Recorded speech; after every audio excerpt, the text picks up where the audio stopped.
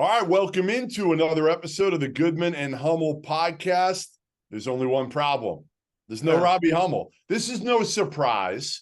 I mean, this happens all the time. Hummel commits to something and then, something always comes up. Well, supposedly it was like a charity basketball game tonight. I'm pretty sure, honestly, he just went out for a nice dinner and skipped the person. And the crazy part is there's no bigger fan than Robbie Hummel of the Drew family. Nobody loves the Drew family more. He was a ball boy at Valpo growing up when Homer was coaching and Scott. You guys were, Bryce was there. He loved Valpo so much he went to Purdue. Yeah, exactly. There you go. All right, let's do the festivities.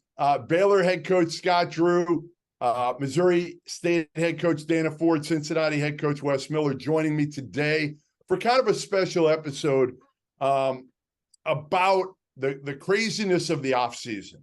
And it'll lead into Scott has a proposal in place that the NABC has put out that hopefully will clear. And you're going to talk to us a little bit about that, about the recruiting calendar. And Wes, nobody is a bigger proponent than Wes Miller of your proposal, Scott. Nobody. He has been raving to me about it for the last 6 weeks. Dana wanted to bring you on to get kind of a mid-major perspective as well, a little bit of a different perspective, whether you like this. But again, first, Scott, go through with me, before you go through the proposal a little bit, what the offseason has been like for you since you guys were knocked out of the NCAA tournament. Well, first, it's not my proposal. I think the great thing is I've never seen the coaches as united as they've been after the season ended.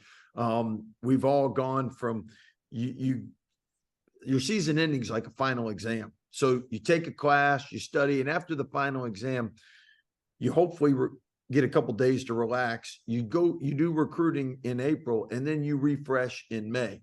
For all of us, you went from season ending to having more transfers, people leaving your program, more people to recruit than any of us probably have ever envisioned before.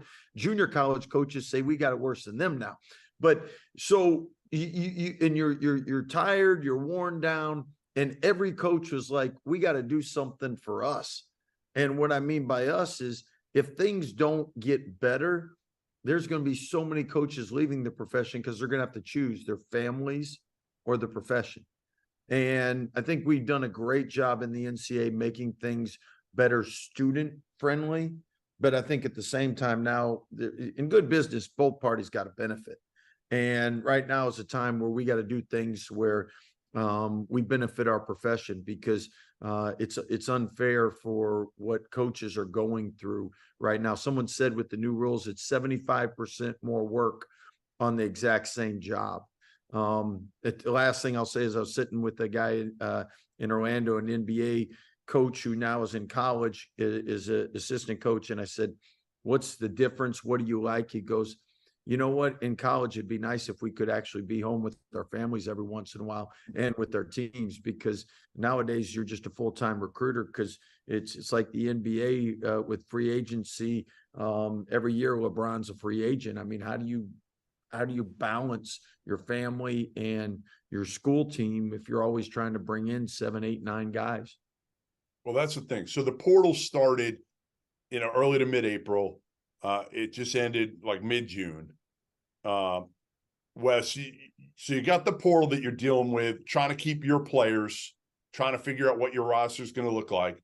Then everybody's kind of been bitching and moaning, coaches, about you wanted more access. Well, you got it, but it's almost like you don't want it as much now because of everything else that's going on. So you got, April, May, you can go out and go to some of the international events. Then they added 2 high school events in June, the last couple of weekends. Oh, by the way, one is Father's Day weekend. Dumbest thing ever. So instead of being home either with your fathers, or if you are a father, spending that time with your kids, you're instead on Sunday watching players. Like, it's just stupid to me. Stupid. And then this weekend, we're recording this on Wednesday night. It's NBA Players Camp. So most of the high majors, Dana's not there, but Scott and Wes, you guys are both there recruiting top 100 players in the country. Again, Wes, just kind of put it into perspective now, what this is all about and how out of control it's gotten, if it has. Yeah, it's out of control. And I think Scott spoke very clearly about it. I think we got to look at things separately. Like, so much of our calendar has changed. The Rice Commission came in and made changes.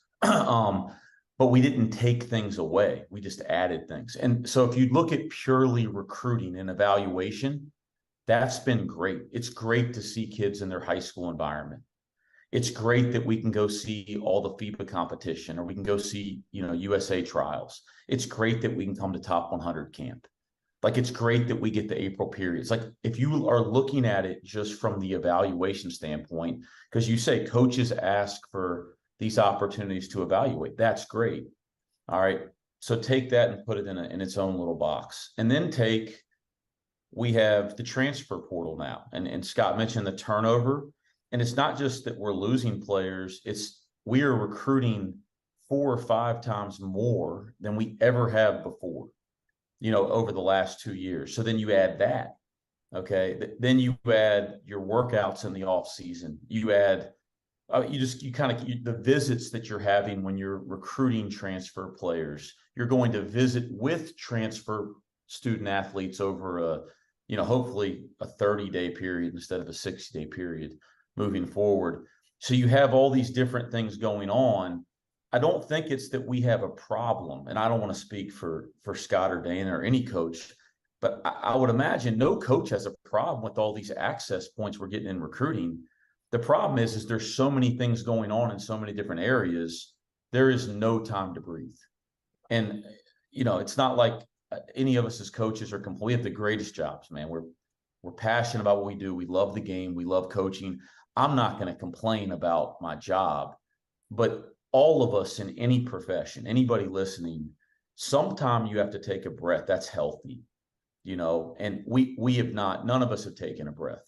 I haven't stopped. There's not been one day where I've gone home since the season ended and said, all right, I'm going to clean my house today, or I'm going to do my laundry today. Go to the beach. That has not happened. And I'm not married. I don't have kids. I have assistants with wives, with young children, and I feel bad for them. I don't know how they can be the kind of husbands they have to be and the kind of fathers they have to be, given the landscape that we're in right now. Something has to change. And listen, I'd like to be a father one day. I'd like to get married again and have a productive marriage. I don't even know how to cultivate that or even begin that process in the world we're in. Because listen, we're going to choose our programs. I've made a commitment to Cincinnati. Like, we're going to build a great program here. I'm going to make that choice. But it shouldn't have to be that way. There should be an opportunity to be a father, to be a great husband. And shouldn't we want to, and I'll get off my soapbox here in a second, but we're leading young people. Shouldn't that be a part of our leadership?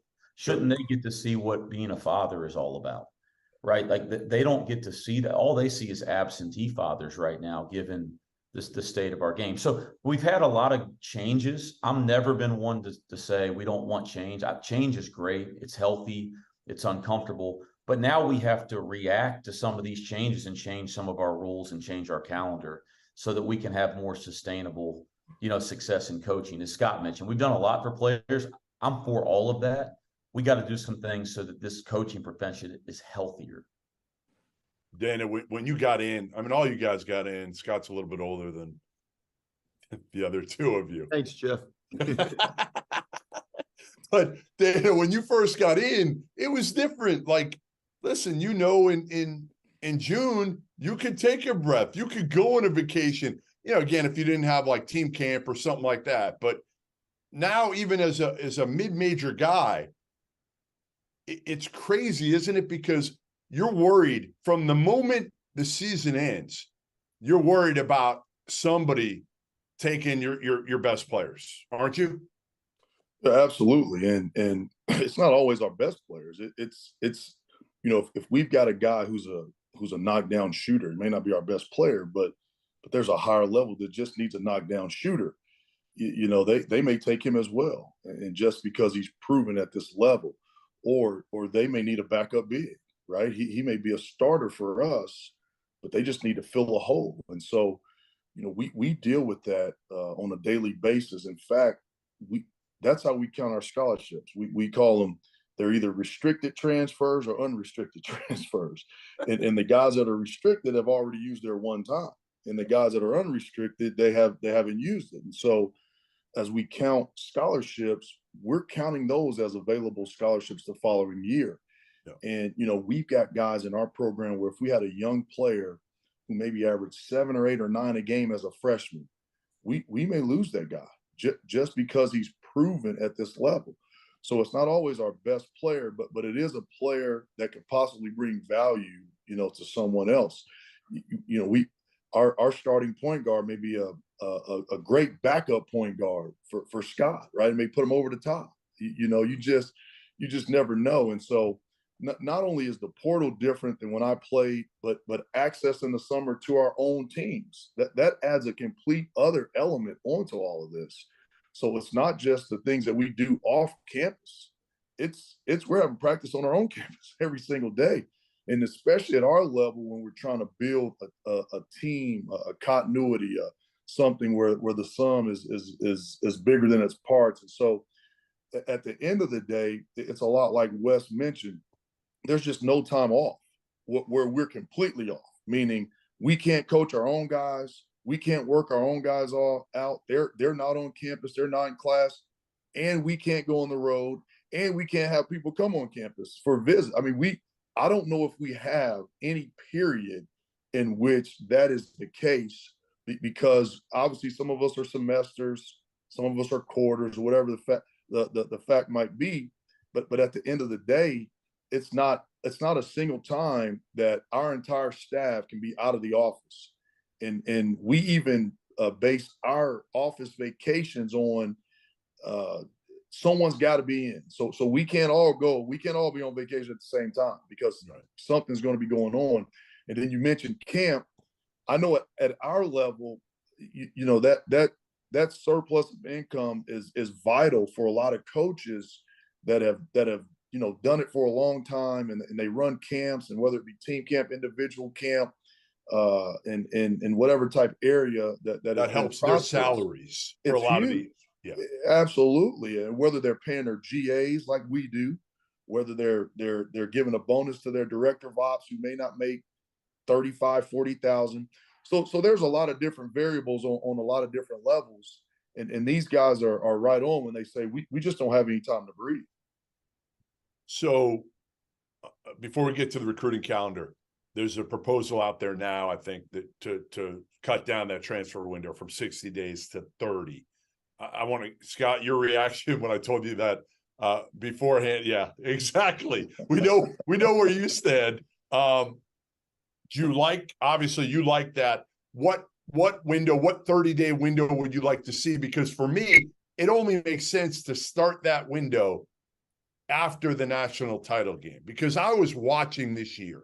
I was watching legitimately, whether it was UConn going into their coach's room on an off day right before the Final Four, and literally their assistants are on Zooms with transfers. And I'm like, what the hell is going on here? These guys are playing for a national title. They shouldn't have to worry about this shit right now, but they were. So to me, I think it would only make sense to start it maybe a day or two after the national title game and go for 30 days after that. Agree or disagree? So my personal opinion is 100% like you said. I think after the national championship game, we always want coaches to go there and be able to support our profession. So if you stay to the national championship game, that's Monday. That means you leave on Tuesday. I would think the portal opens that Friday. And the reason is it allows you to then go home, talk to your players, and then at that point they have 30 days to leave. That's just what I would do. Some people say, well, what if our season ends March 1st or 2nd? Can it be? And then maybe it's 30 days after each team's season ends.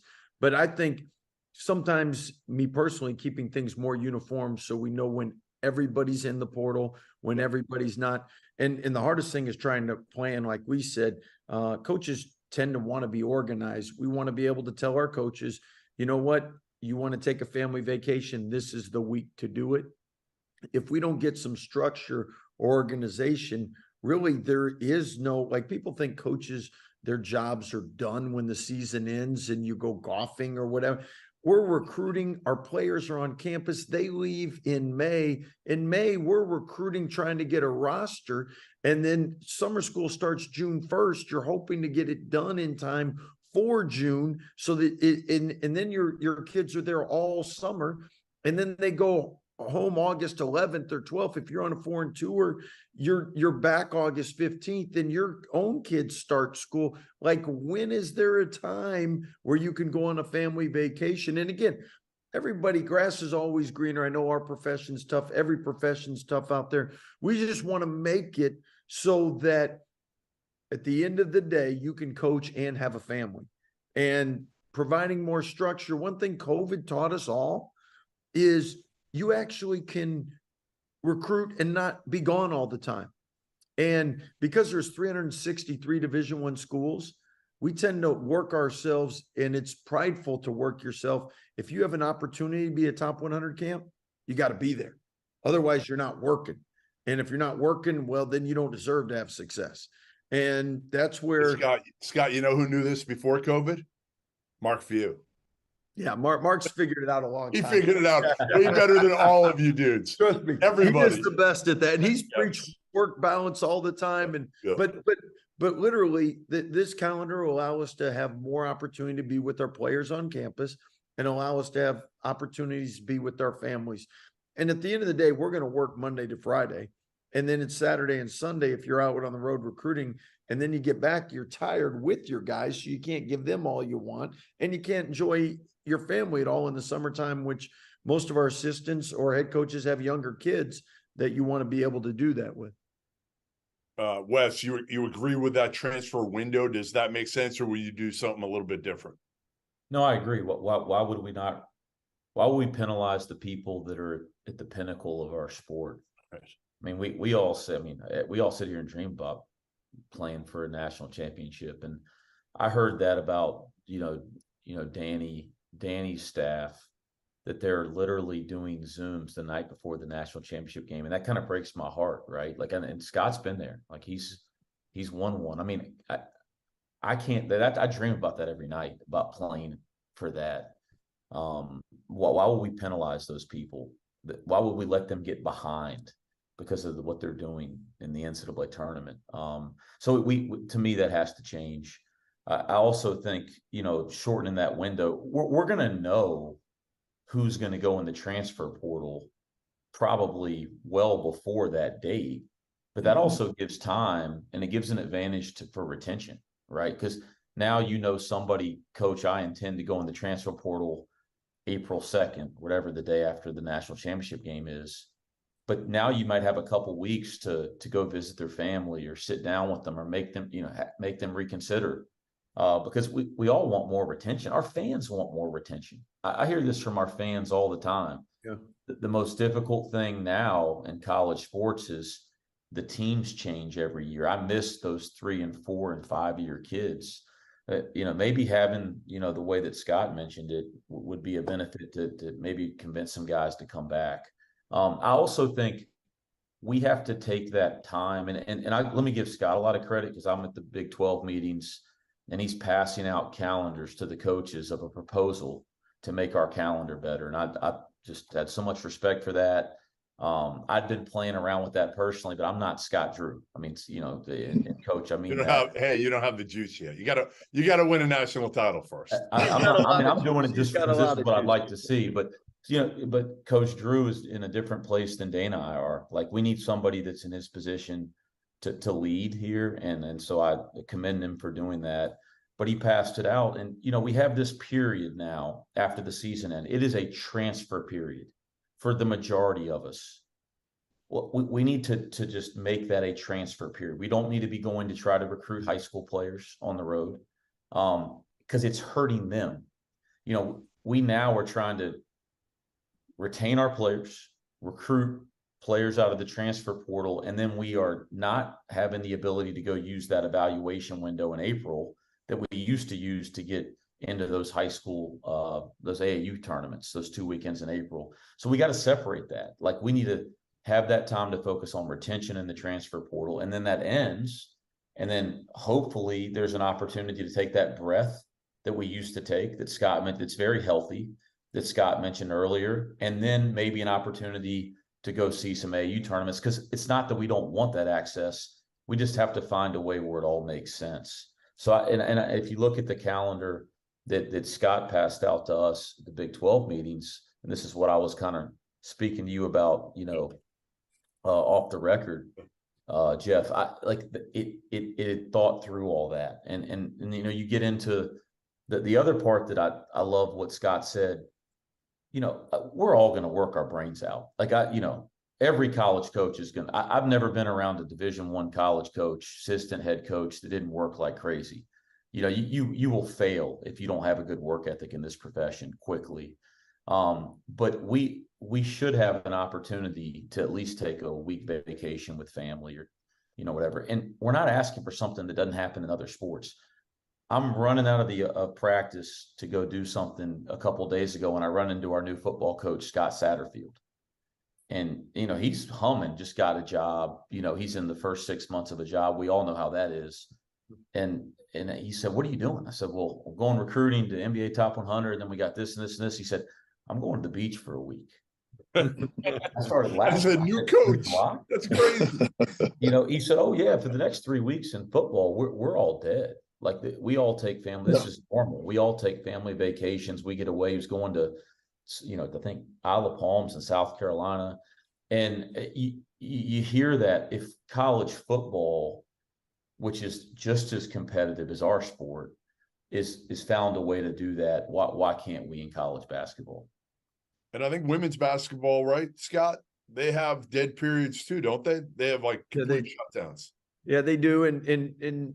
But I mean, again, 363 schools, we've just worked ourselves to death, rather than in football. There's only 130 FBS schools. They got together, they figured out what's a healthy calendar. And remember, in all these events, I mean, people can make money off these events. Players want to play in these events. We can watch them online. We don't need to be there in person. Yep. So, I mean, again, COVID taught us all this. We didn't have campus visits. We didn't have home visits, and we all got players. And you know what? You say, well, you need to go spend more time to evaluate. The reality is most people are transferring now, if you look at the data anyway. So as long as it's, you know what my idea is? You know what my idea was? And the NCAA said there's a rule that prohibits it, but I wanted to do a Field of 68 portal showcase the weekend of the Final Four, where literally, or maybe you do it regionally, you have like 4 of them that week or the next week, where all these kids could drive. You know, they could get there, they could drive and play, and you guys watch online. I mean, you're probably not able to come, certainly not with the rules right now. Maybe they make the checks out to Jeff Goodman. I got you. What's that? Make the checks out to Jeff Goodman. There you go. There you go. That's right. We need to get Talia through the next 3 years in Indiana. Hey, by the way, one thing I think I'll get an amen from these two is we want to have a drop dead date. So you get 30 days in the portal, but when it's June 1st or June 15th, you are where you are, because we're trying to plan our rosters.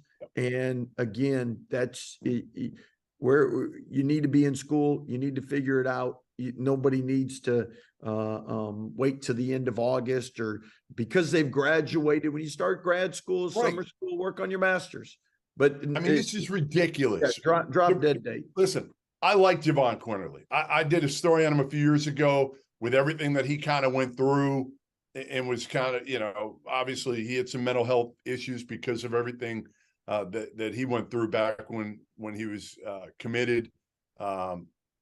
I like the kid, but ultimately to go in the portal on whatever date it is now, June 25th, as a grad transfer, as an whatever it is, it doesn't matter. That ship has sailed to me. And if you want to leave, you can leave, but you can't play somewhere else at that point. That's it. Yeah, You have to. Hey, you have to everybody decide. can leave. They just have to sit out a year. Right. It's Right. kind of like coaches. Coaches can leave, but we have to pay a buyout. Right. It's not like, oh, well, you can leave and don't pay a buyout. No, there's a penalty. Right. So it's a one-time transfer. You get one time. You know, if a coach leaves, you got that 30-day window. I mean, if you graduate, you got that window. I mean, we're never saying, and if you want to go, you still can go, but guess what? Just sit out like everyone's had to do for so long. And actually, it's turned out really well. We've had, I think, 5 guys redshirt and make the NBA. So sitting out a year is not a bad thing. But as long as a coach leaves, he's probably going to have a buyout. So again, you can leave anytime, but sit out. You want to play right away, you got your one time, you got your dates to do it in. What's your drop dead date, guys? What do you think is a good, Dan, is there a good day that should be, the hard part is you kind of want to give these kids a chance to go through the NBA process if they're going through it, right? Like, and then decide, like, Grant Nelson, he goes through it. Then he withdraws. Then he's going through the transfer process at that point. But I would say this, Jeff, like, why does somebody who's testing the waters have to go through that and then go through another process? Why can't somebody say, hey, I'm going to go to Baylor, but I'm also going to test the NBA draft water? Yeah. So why do those dates have to be the same? You could. Yeah, you absolutely could. I mean, I don't know the best date. I mean, I'm just going to throw it out there. Yeah. I think somewhere in the first 10 days of May, because we started the last week of May with our summer program. So if you don't know your team, I mean, you know what I mean? If you don't know your team until the middle of the summer, but you're already starting to work for the next season. And like you mentioned, Quinterly, I mean, he leaves. I'm sure Alabama started their summer program already. That's the kind of stuff that just doesn't make sense. And they had no idea it was coming, from right. And so many people are on different calendars. So it makes it really hard to narrow down the perfect date. But I do agree with Wes. It can't be too far into May because whether you're starting summer workouts, whether you're trying to put your team together, whatever the case may be. And I know at this level, if like Alabama loses a guy in the middle of June, and nobody wants to lose a guy in the middle of June, but they still got 8 or 9 other dudes. Right. We lose a big time player in the middle of June. You're done.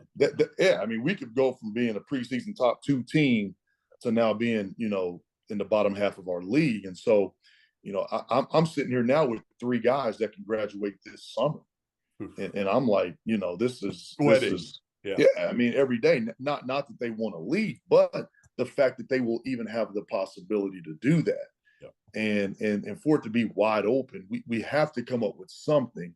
And again, it can't be too deep into the summer because I think everybody's, or most of us, are rocking and rolling come June. I know by the second week of June for sure. So I love both of those. And if we could get that, I'd take it 100%. If they say we can't get it until the NBA process is over, I mean, at latest that first week in June because of summer schools. Yep. But I agree with them. The sooner, the better, because we got programs starting, and we got mini mesters. So, Scott, what's the biggest difference in your, again, you said it wasn't necessarily your proposal, you're recruiting, the calendar that you've kind of put together. We put together.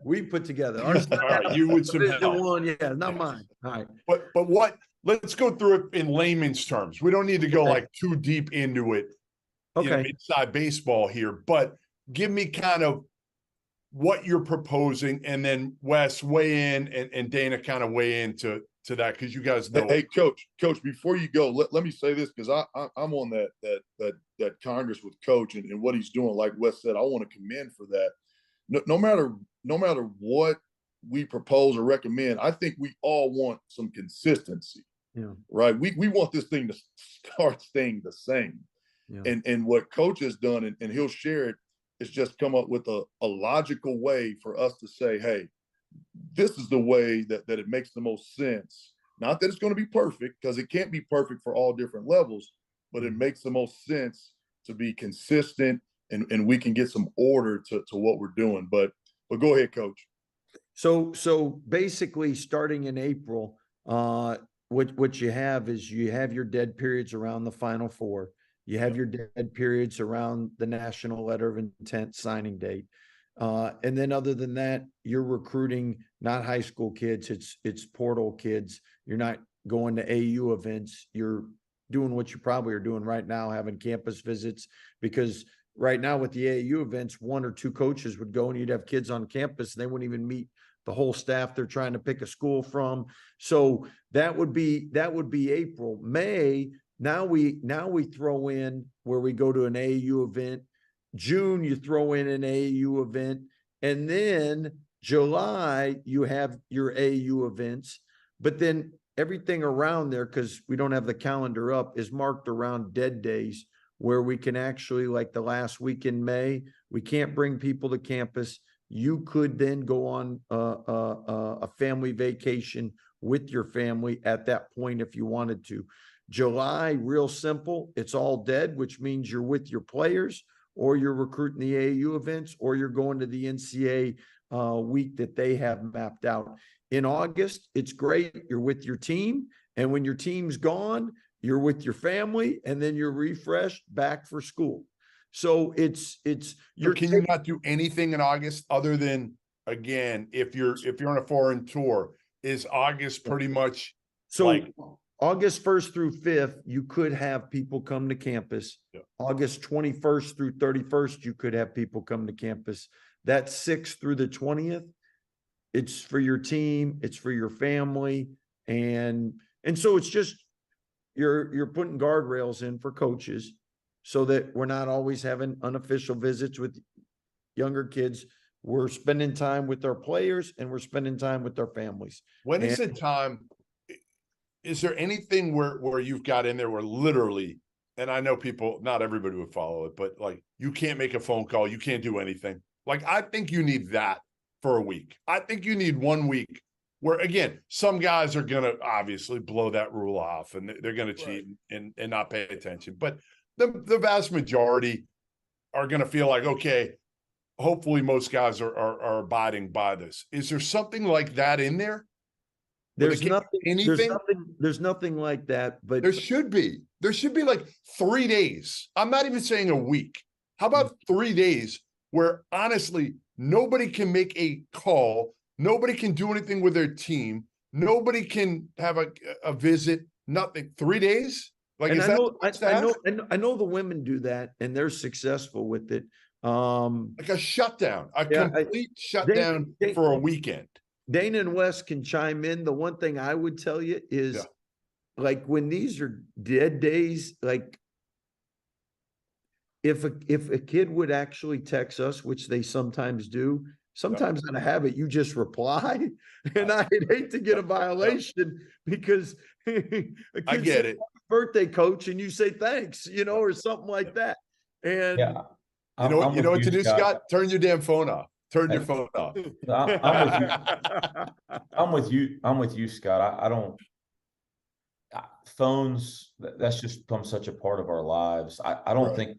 And then how do you even monitor that or track that? Because we know in our deal, everybody's always looking for an angle or an edge. So trying to get compliant to that across the game, I think would be impossible. So but having that segment it's totally dead to any and all recruiting activity, that is generally a time that's dead for basketball activity. But Scott mentioned if you want to use that time for your kids, you could. Or if you want to take a foreign trip, I think that's really healthy. And for most of us, what we're going to do during that 15-day to 16-day time period is we're going to do a little work and plan for the fall. We may have a foreign trip once every 4 years, but we'll probably have our feet in some sand. Like we'll probably sit on a beach and read a book, or like do something that we haven't had a chance to do over the last 2 or 3 years. Yeah, and those. Go ahead, Dan. Go ahead. I was going to say, Coach mentioned a couple of those dead periods, like around Memorial Day. that should always be dead for us. I mean, we've probably, some of us have made deep runs. Some of us have taken over jobs. Some of us had to re-recruit our own team, re-recruit a new team. I mean, there's been a lot going on, and we need to have some type of pause, and especially around that holiday. And then Father's Day, that should always be a dead weekend for college basketball coaches. Yeah, I mean, Easter weekend, these holiday weekends. Right. What are we doing? There's nothing wrong with those being dead, because let's be honest, guys. And I'm at a mid-level where we feel like sometimes we can maybe find a diamond in the rough and outwork somebody. But with social media and the fact that people want to be exposed at the highest level, am I going to get a guy because I made an extra trip to see him on Easter weekend, on Father's Day? I'm sitting on a sideline to watch a 9 p.m. game. I don't think so. And I've been mid-level my entire career. But now, are we going to upset our wives because we keep running around like madmen? I swear, my wife, she's understandable of what we do, but she calls our recruiting calendar the devil. And I'm not exaggerating. She like thinks she thinks that it's built to force people into divorce. And you know, I'm a part of a group called Nation of Coaches, and I'm telling you, we have a very high divorce rate. Yeah. Wes will talk to that, right? You'll speak to that. I mean, listen, like I was married for 8 years, and the hardest part about it, like just being very candid, you're not present. And like, how difficult is that to be married to? Like, I didn't have kids. Like you're not present, and I would love to see. By the way, the wives in this profession are angels. I mean, absolutely, they're angels. But it would be nice if just there were some subtle things that we could do that would give everybody a chance to maybe be a little more present at certain times in the year.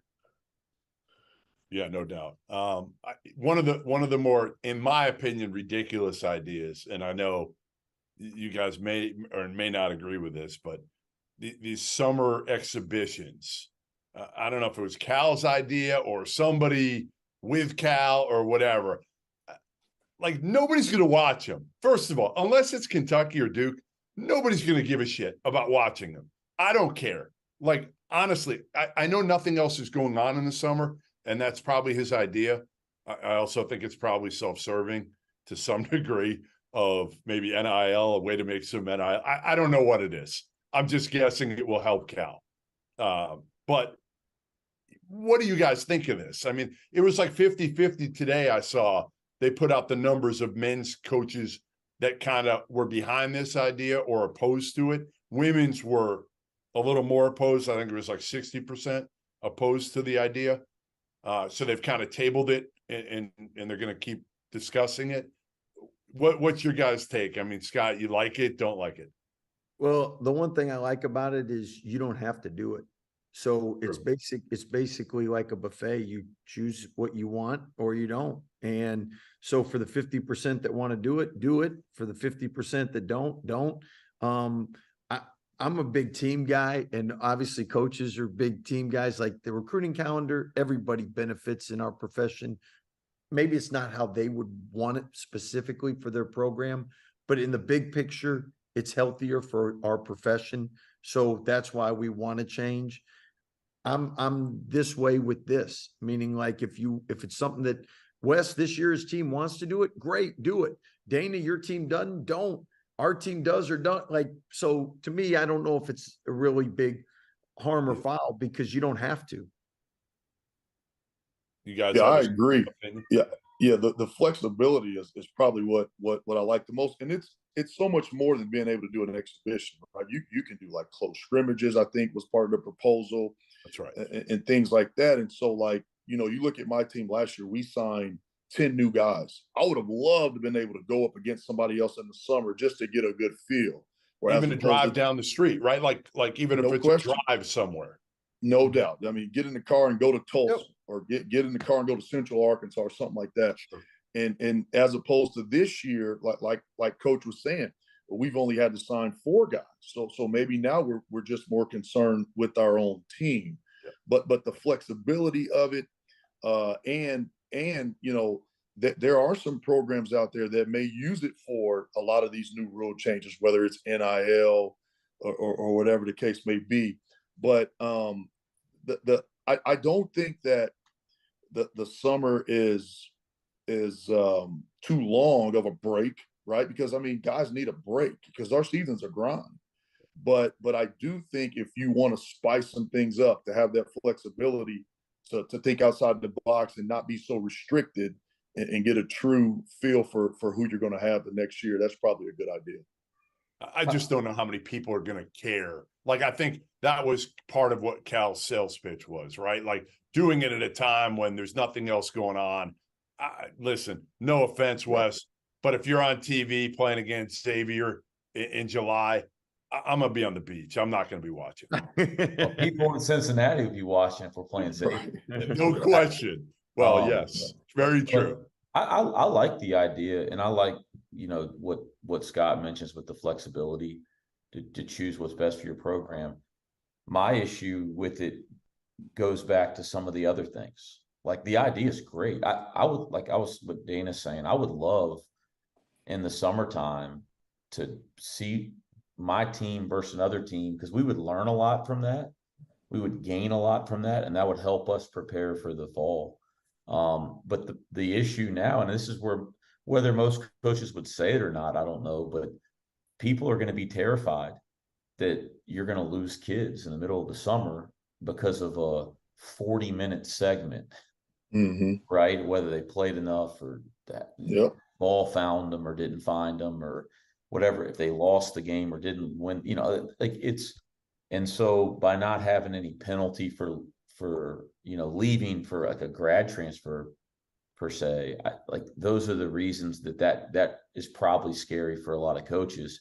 So if we could handle the transfer rules and make them a little more consistent, then I think everybody would get behind the option to do that. Well, like I tweeted it the other day, I said, like, somebody's going on a tour and they're going to hit the portal right after the farm, and they're going to be in uniform 2 weeks later at a different school. That's going to happen. You know it is. And it's got to be in all your minds right now as you go on these tours to try to keep all these guys happy that you want to. And it's almost like play everybody even minutes. That's the best way to do it right now, because then, I guess still somebody will be upset and they might want to transfer because they're getting the same minutes as, the 10th man. But yeah, it's tough. I mean, I think you guys all agree that the grad transfers and the undergrad should have the same date. There should be no difference with a portal date, right? Yes. Like, I don't understand that. Yeah. It's unfortunate. I mean, it really is. And I think when all these changes are being made, whoever's making them, because I don't think there's coaches involved, right? At the very grassroots of all of this, they don't think about the domino effect.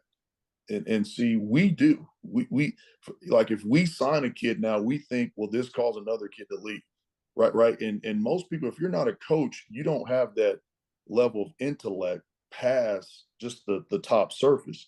And so we think the answer is to continue to add options to make things better. Sometimes my team gets better when we stop doing certain things. We cut things out as opposed to just adding something new, because just because it's a good idea doesn't mean it's a good idea for this time. It doesn't mean it's a good idea for everyone.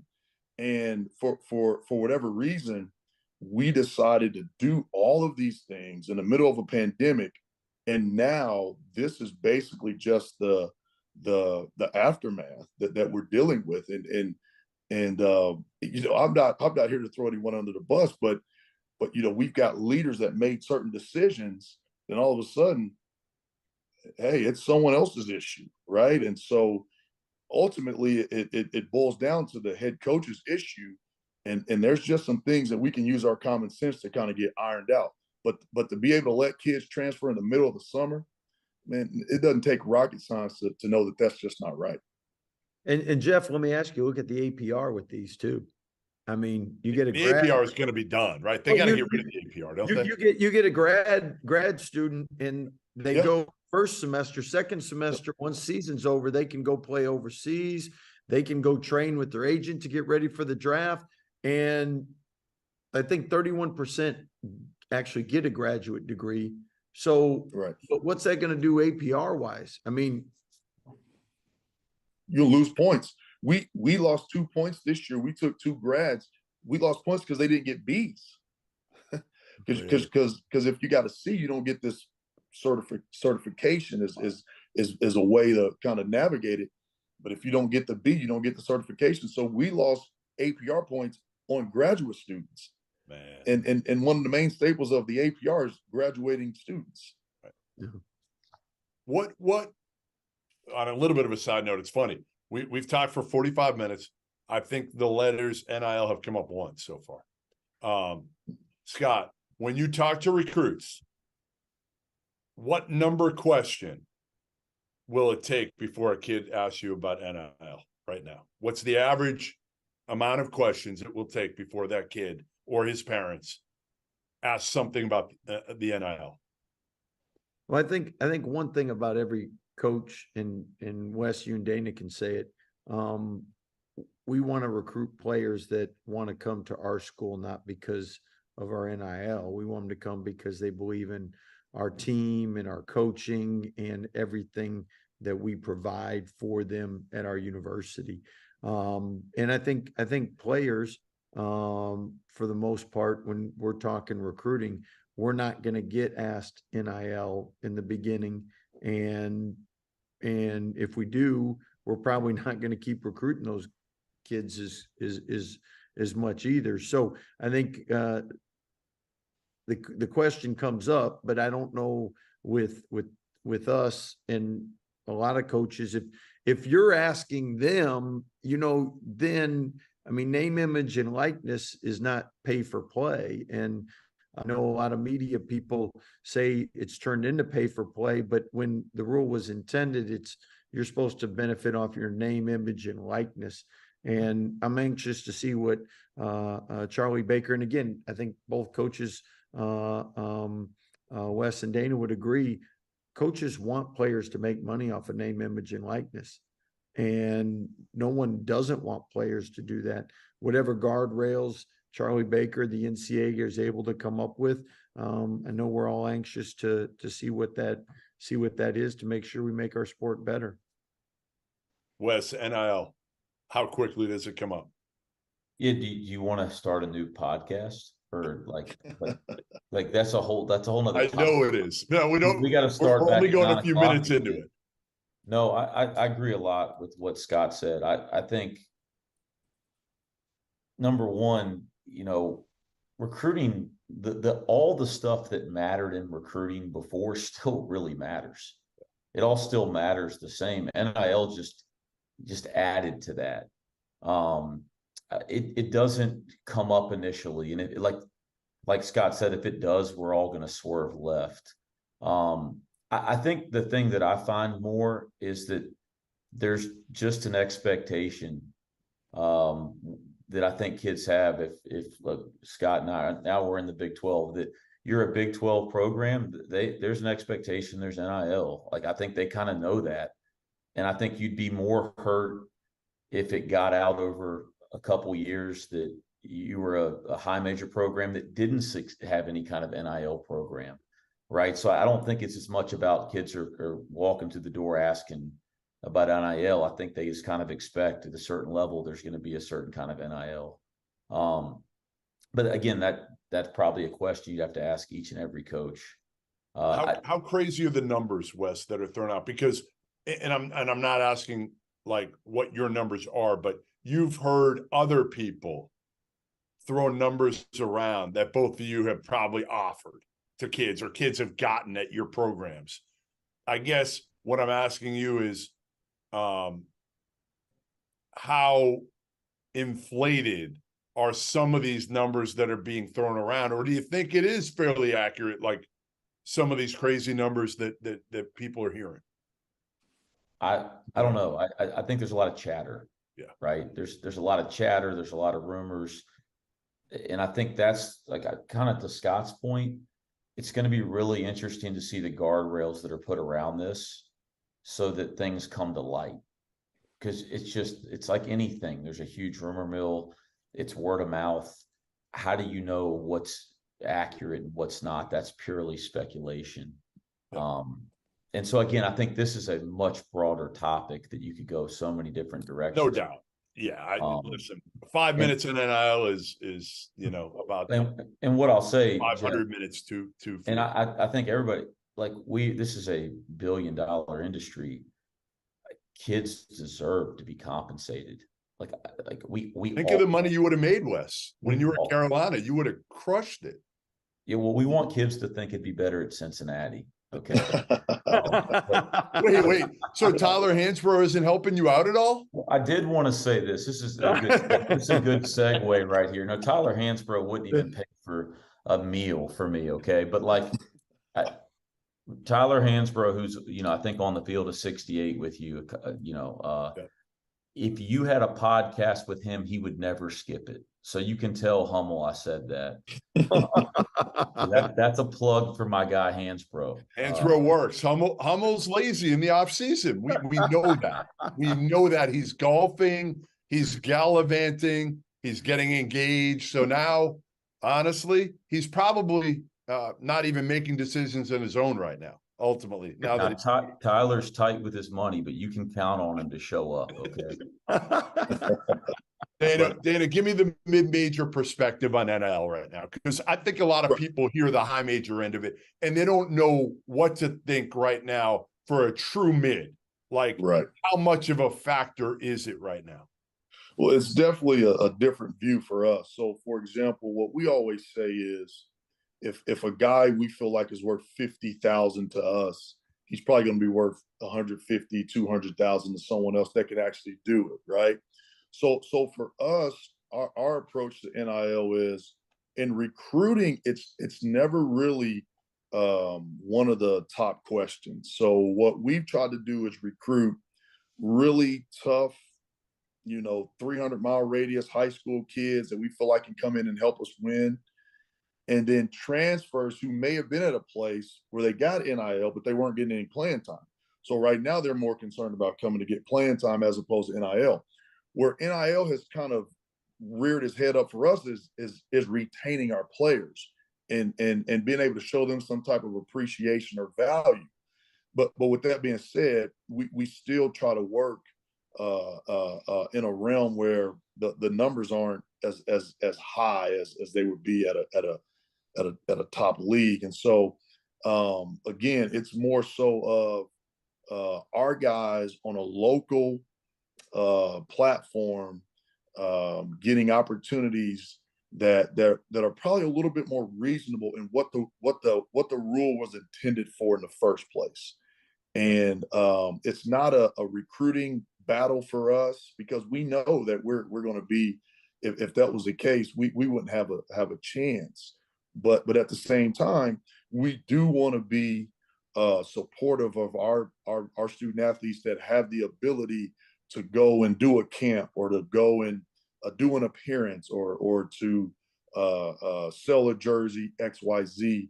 And at the end of the day, it's probably what the rule was made for. And I always joke with our players whenever they mention NIL. I say, guys, there's no business in the world that if you don't make them money, that they pay you.